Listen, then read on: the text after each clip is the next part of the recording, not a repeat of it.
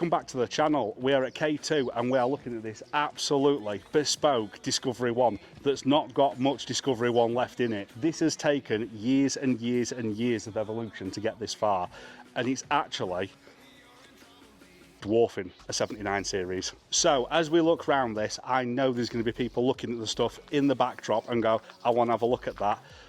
That's one of last month's videos, so check that out, and also subscribe for the other content and check the description box down below for K2's socials, and you can have a look at all their bits as they do it. Going to bring the man in himself, and he's going to show you the jewel in the crown. I've been seeing this at shows for the best part of a decade, and it keeps evolving. This car is used to develop parts for the shop and for other people's builds.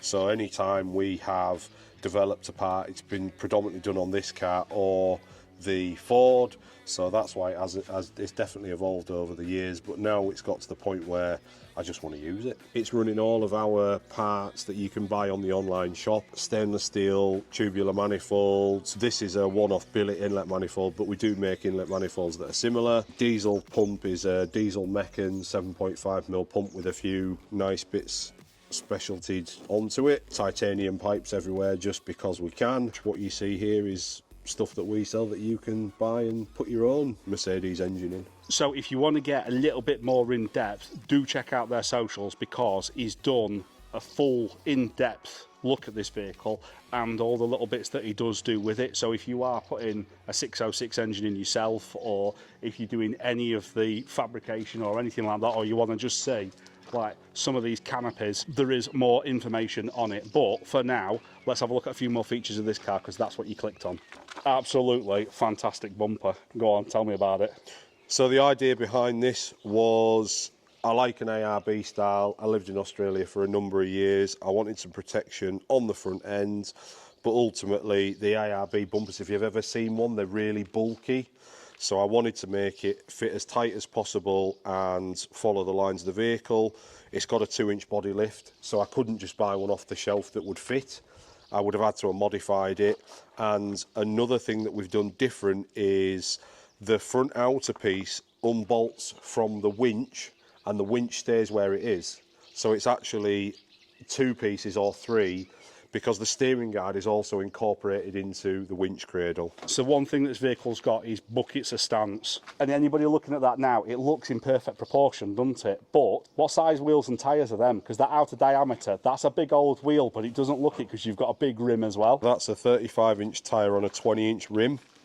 And you mentioned the stance, that's because it's had a wheelbase extension as well. So it's running a 120-inch wheelbase. How the load affects the axle. So if you had all of the weight back of the axle, then what that means is that the car would handle completely different. Another thing as well that people underestimate when doing a body chop, if you look at a 110's got a deeper chassis because it's designed to not have a body on it. With a Discovery, the chassis is a lot narrower. It's actually the same size as a 90. So the thing behind the wheelbase extension is the body on a Discovery is one piece that sits on the top of the chassis, putting an element of strength into the chassis. So what you've got to do to actually do this 120-inch wheelbase extension is a lot of work to make it so it will drive down the road and not destroy itself. That's the thing that people overlook when they ask us for a price on will we do it, and we say no, because the thing is, if we don't know what's going to turn up, you know, you don't know that the vehicle's going to be good enough to even work on.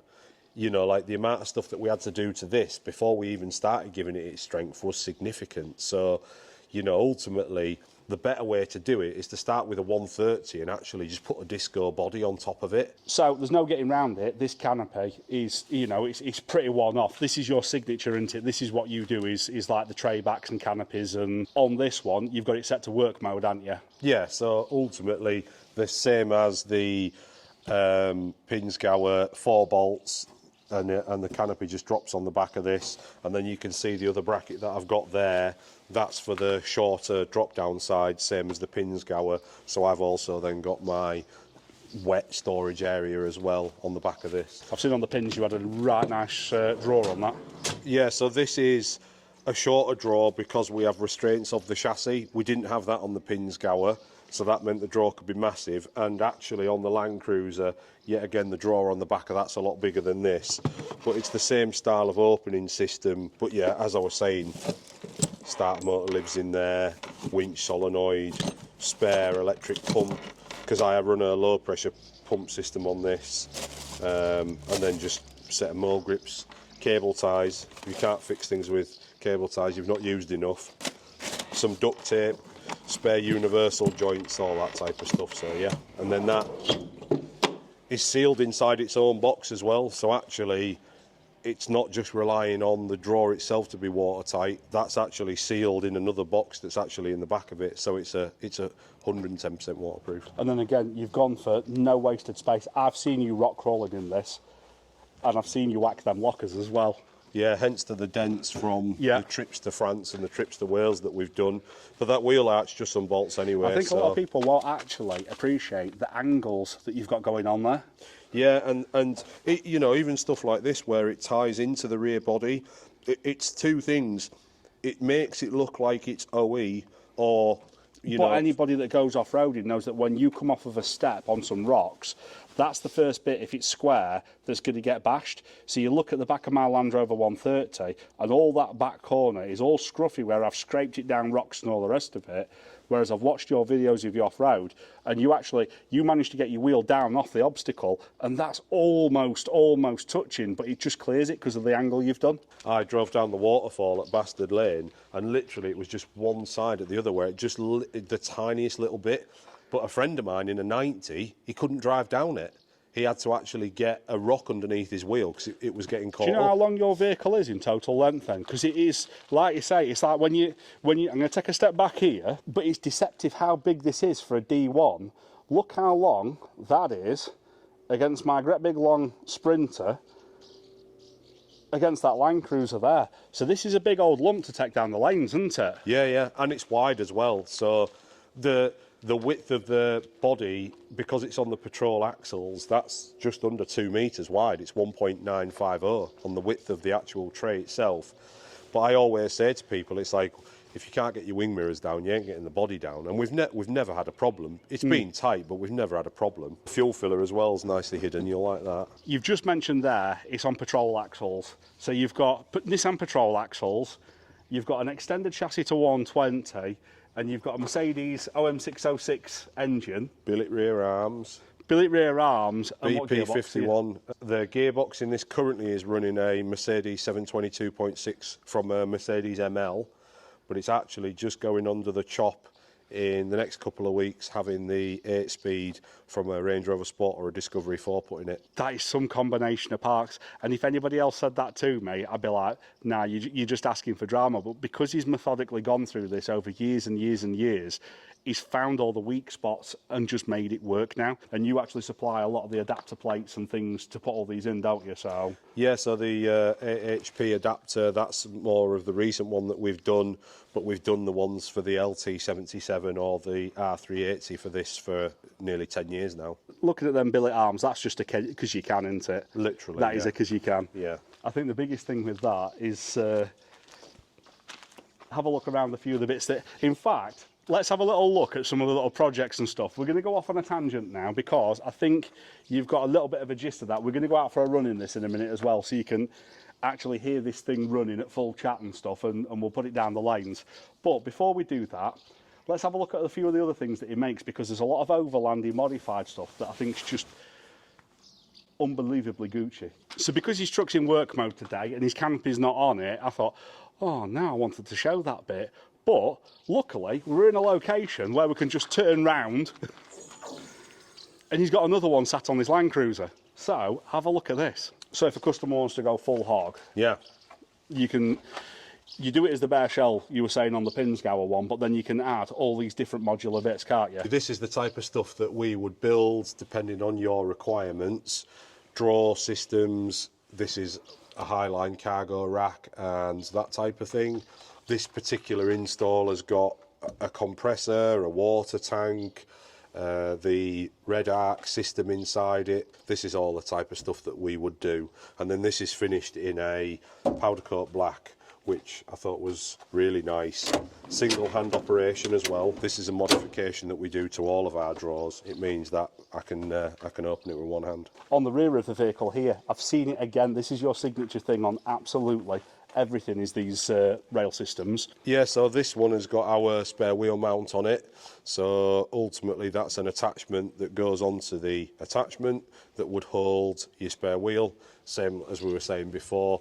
This has actually got an attachment that we made, and that's for his ladder for him to get into his roof tent. You know, it's things like that where we've made it bespoke, tailor-made to our own bracket for, you know, his intended use of his ladder. And you're saying you can do like the trash bag attachments, waffle board attachments, everything like that. Literally, and he's just got it so it's a modular setup. You just buy the bit that you want to bolt on for that day. Or even a ratchet strap will go through this. Yeah. So if you wanted to just strap something to it, you know, you've got the ability to run a strap through there. So yeah, just try to keep it as diverse as possible. But then one of the nice features is that this drawer opens with the lower drawer. So now I could leave my cooker set up on there, and this wouldn't, you know, cause me a problem opening over the top for that 15th time you've forgot to get out the flipping can of beans, you know, whatever it may be. The reason we're showing you on this vehicle is you've literally got a few bolts, and this whole kitchen setup is in the other vehicle. It's in the pins, it's wherever you want, or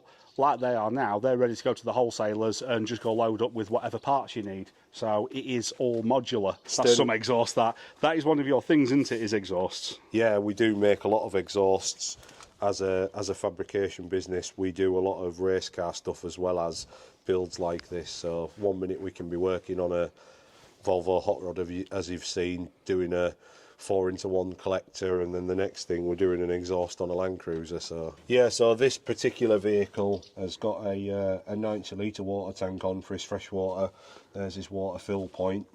So yeah, we do quite a bit of stuff like that as well. We had a troop carrier Land Cruiser in, a 110 adventure spec Defender in that we've built sill tanks for, and actually that's something that's going to be on the shop in the future as well, is the sill tanks for Defenders, because we've done all the R&D now, so we'll be able to sell them. So while we're in the workshop, it'd be rude not to have a little look round now. We've got all the vehicles outside. Let's take a walk inside, but before we go any further, let's have a little look at this. So this is the shop truck, isn't it? This is the shop truck, yeah. OM606. My missus is like this. Swapped. Yeah, Ford. A lot of people think it's a Ford F100. It's actually a Ford Ranger.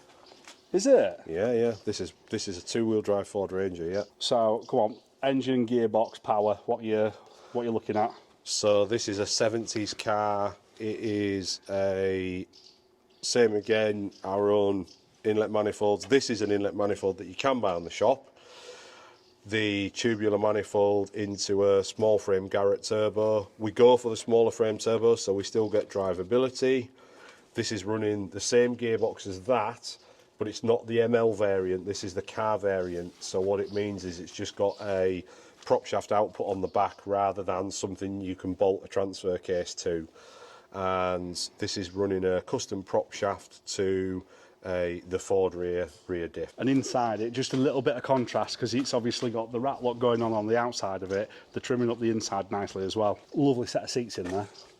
Yeah. Lovely dashboard. This is a nice feature as well, actually. So on the original car, that there was on the original dashboard panel, but it was all broke, and we wanted to sort of tie new into old, so we've gone with billet. But if you look at an original Ford Ranger from the 1970s, that is an identical copy of that part, but just done in billet instead. Centre console as well, we've made all that because there wasn't anything in the middle, so we added the coin tray and the cup holder, and then that's all been made by us, like all polished up and then yeah, welded and polished out. So right, so I'm going to show you a couple of the other little bits where he makes things, and then that way you can see how he puts this stuff together. So I've got massive workshop envy here, because there's a little station for everything.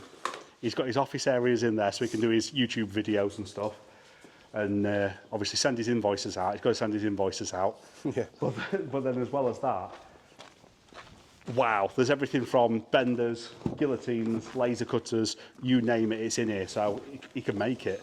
Look at this for a welding station. Everywhere you look, he's put his little mark on it. Everything's bespoke. Now, were you waiting to break something and then make your own version of it, or could you just have like a mad hour or something? I just look at something and think, can we do it better? If we can, then maybe we should, you know. So ultimately, something like that, we'd just go, yeah. Well, actually, interesting you look at that.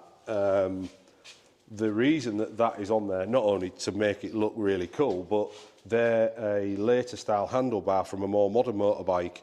So this being a 1991 motorcycle, the handlebars actually were a thinner wall, so we had to make, we could have used something else, but yeah, one of the reasons behind it is so we can use a later style handlebar. So, and as you mentioned before, I can take you down the bottom here with the Volvo hot rod, because this will offend someone. So there's his drift car toy there, but look at this. Quick run through on this then. What have you done to this? so full exhaust, banded wheels, extended wheel arches, Porsche seats, and countless other bits and pieces. So yeah. And the offensive bit, come on, let's see the offensive bit. I don't know how people will take this. Ford Z-Tech. Ford Z-Tech. Throttle bodies. And yeah, I'll bring you around to your side of it. This is your bag, isn't it? yeah, so I mean, ultimately somebody else has put the Z-Tech in. I can't claim this one. We could do it, but somebody else has done this. But it came to us predominantly for the exhaust, and then things developed from there. And then just a little bit, like just to make that a little bit wider. That's a dying thing, that now, isn't it? Yeah, 100%, yeah. So that's it's got 70 mil in the rear end, but actually if you saw one of these vehicles beforehand, you know, and you saw this, that's the same thing again, you know, it needs to look factory, doesn't it? And yeah. Right, so that's a little look in his workshop, because I know a lot of the people that watch this channel are just like me and they'll want to see in the workshop. So now it's time to take, what we're going to take out? We'll take the motorbike. I am not holding on to the back of you. So You pick. I want to take the D1 out first, because that's been a lot of years I've wanted to have a look at that.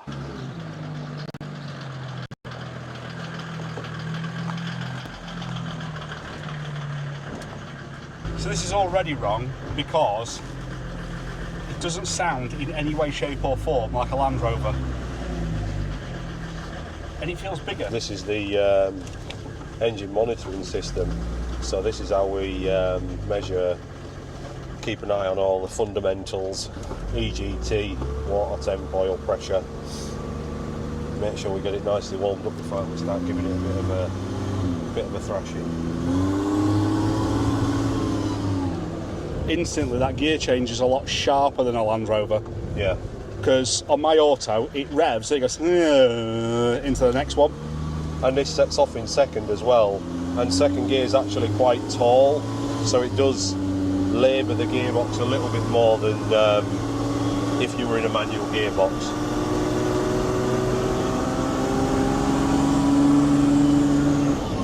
Smooth, isn't it? Very smooth.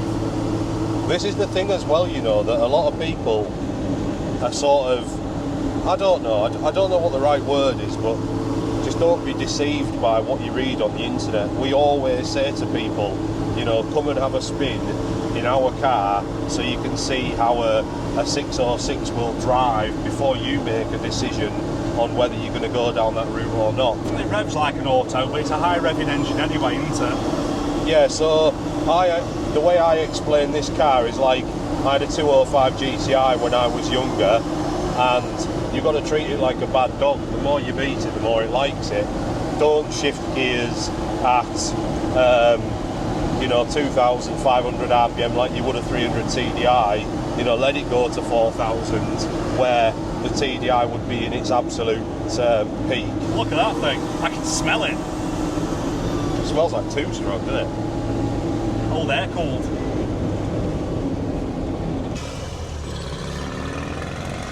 We could dog it, no problem. No, that does look like a fun little thing to be in, but you know it's only got like 26 horsepower.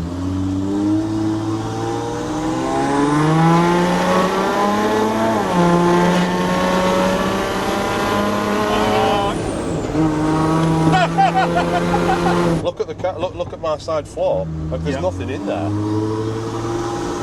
Do you know what? won't sound dead in this. No. It sounds like, this doesn't even sound like a diesel when it's at full chat. This is a 2JZ of diesels, isn't it? Literally, yeah. Have we gone American there with 2JZ? 2JZ. With overnight parts from Japan. It's like there, we're in lockup, in top cog, 60 mile an hour, 2,400 RPM.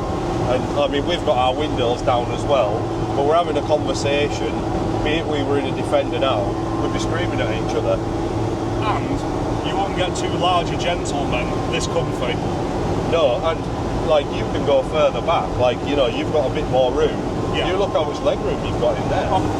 So I'm 6'3", and that's my legs fully stretched out. And you can see that I've also got another 8 to 10 inches behind me as well. I have a storage compartment back there as well. But we're running 35-inch tyres. You know, it's like the odds are stacked against it, aren't they? Yeah, terrain tyres, 35-inch, supple suspension, and like it's, you know what I mean? It's genuinely. But this is years of development. This is years of, I just want to make that little bit better. I want to make that little bit better. The biggest thing recently has been changing to progressive springs. I can tell you now that it's changed this car massively. Who are the springs by? Extreme 4x4. I can't remember the guy's name, but I spoke to him on the phone. I told him what I had and what I was running, and the spring that I had on the front should have been a plus. I think it was like 40mm heavy duty, and I gave him the measurements of the spring open, I gave him the amount of coils that were in it, and I know how to do the maths myself, and he said, literally, I have no idea what spring that is, but it's not a plus 40 heavy duty or whatever. And then he sent me a spring just for the front so we could test something before sending a spring for the rear. And I'm not kidding you, the event that we did was like a fast road, fast off-roads, like, I don't want to call it a rally because it's not designed to be that, but you're travelling at speeds going down a gravel track, and the car was rough, you know, you were dialing the tyre pressures in to make it smoother. Yeah. I'm not kidding you, putting them springs on, we gained 20 mile an hour without even trying, you know. So on a couple of thousand RPM, she's loading up.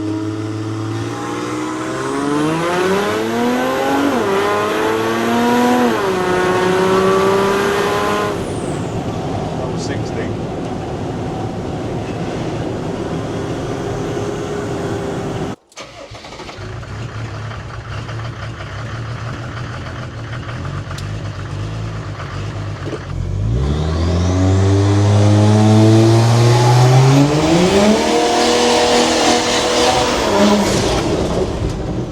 Well, I've got to say, this thing's absolutely frigging terrifying, and it's not as powerful as the Land Rover. He's actually hurt my neck pulling out of a junction, pinning it, smoking the back end. I've pulled my neck. This thing should come with an houseboat warning. Absolutely. I don't know. You think stepping on Lego's bad? This is abusive. Like stepping on 3 plugs.